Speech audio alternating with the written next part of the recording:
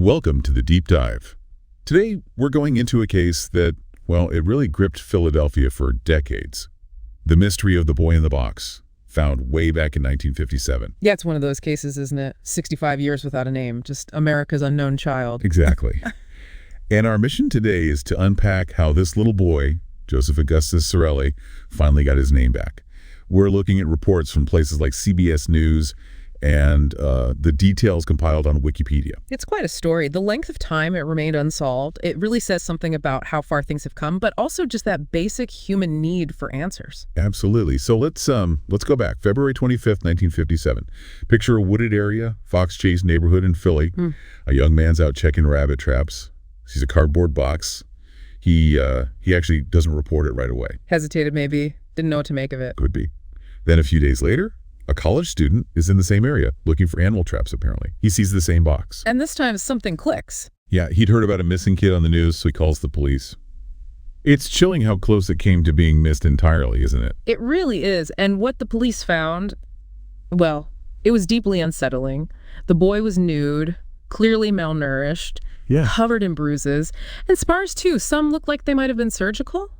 On his ankle, groin, there was an L-shaped one mentioned on his chin. An L-shaped scar, right. But then there's this strange contradiction. His hair was cut really crudely, like someone did it in a rush, maybe unskilled.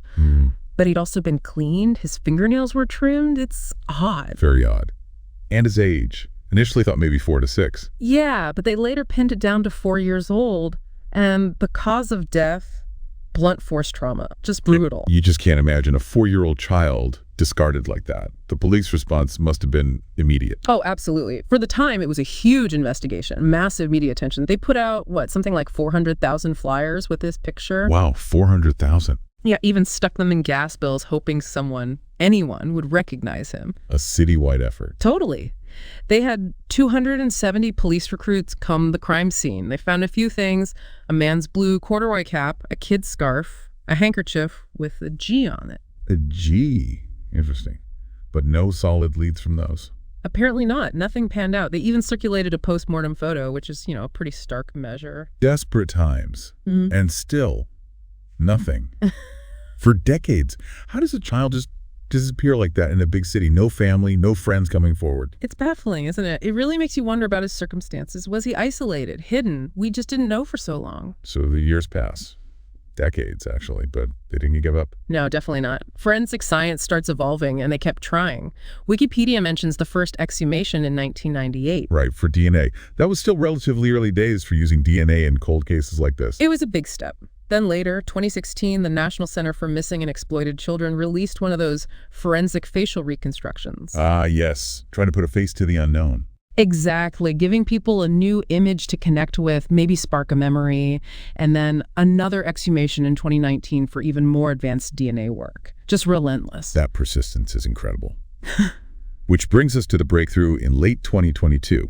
Investigative genetic genealogy. Can you break that down for us? How did that finally crack the case? Sure. So basically, it uses those public genealogy websites like Ancestry DNA or 23andMe, where people upload their DNA results to find relatives. Okay. Investigators got a DNA profile from the boy's remains. They uploaded it, not looking for an exact match, but for relatives, cousins, the second cousins, anyone who shared enough DNA. So finding distant family members. Exactly. In this case, they found a match to a cousin. That cousin's DNA submission led them to the cousin's mother, who turned out to be Joseph's first cousin. Wow. She then agreed to submit her DNA to a specific database investigators use, GED match, and that connection was strong enough, combined with building out the family trees, to point directly to Joseph's likely biological parents. It's like detective work mixed with, family history research on a massive scale.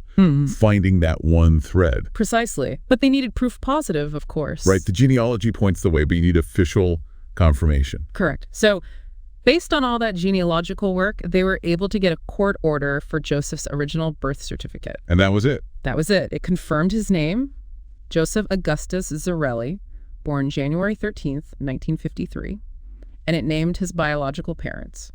After 65 years, he finally had his name back. The public announcement came December 8th, 2022. Joseph Augustus Sorelli. Just saying the name feels significant after all this time. What do we know about his family, his background? Well, we know his biological parents were Augustus Sorelli. John Sorelli apparently went by Gus and Mary Elizabeth Plunkett. Her maiden name was Abel, and she was known as Betsy. Gus and Betsy. Yeah. They lived in West Philadelphia. Records show addresses around 61st and Market, and then his parents later near 64th and Callowhill. The exact timeline of where Joseph lived and for how long, that's still a bit fuzzy. Understandable after so long. And sadly, both Gus and Betsy have passed away, but significantly, Joseph does have living half-siblings. Oh, really? So there are family members still alive who share a connection? Yes, it adds another layer, doesn't it? Knowing his name is huge, but the people who knew him directly in his short life are mostly gone. Yeah, it's definitely bittersweet. Before this breakthrough, though, there must have been countless theories swirling around. Oh, absolutely. Over 65 years, you can imagine. One of the big early ones was the foster home theory. I remember reading about that. It involved a psychic. That's the one.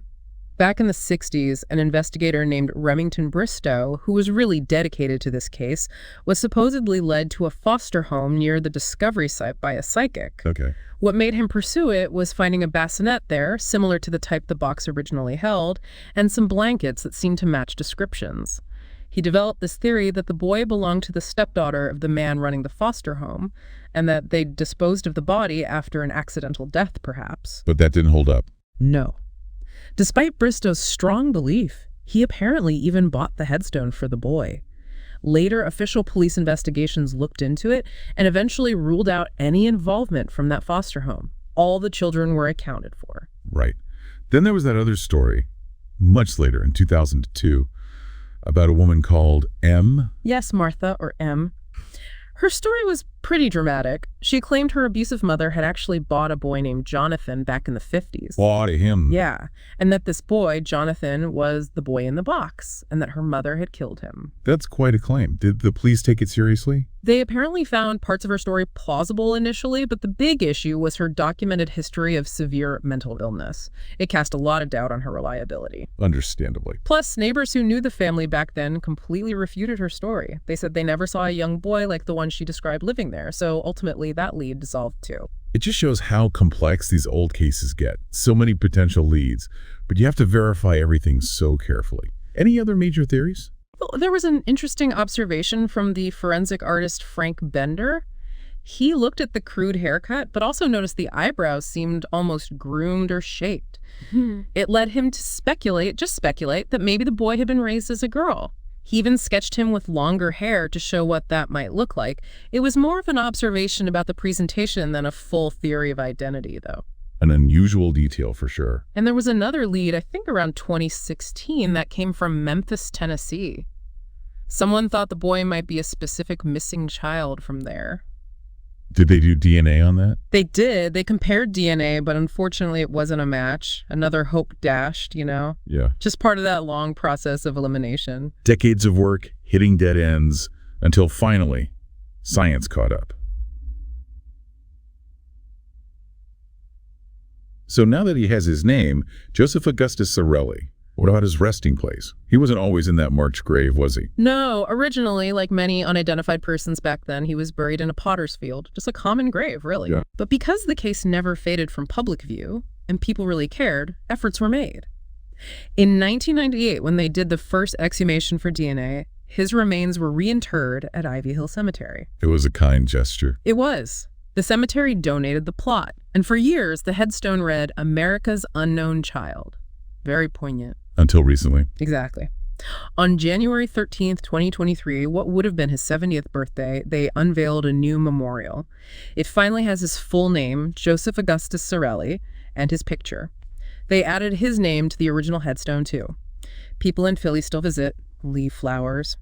He hasn't been forgotten. That's good to hear. So the mystery of who is solved. But the original crime, the homicide, that's still open, isn't it? Absolutely. Identifying Joseph was a massive step, but it wasn't the end of the investigation.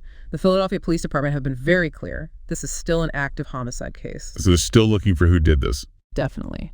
They're actively asking for the public's help, appealing to anyone who might have known Joseph or his parents Gus and Betsy back in the mid-50s, anyone who lived near 61st and Market or 64th and Callowhill then. Hoping someone remembers something. Exactly. Even a small detail could be crucial.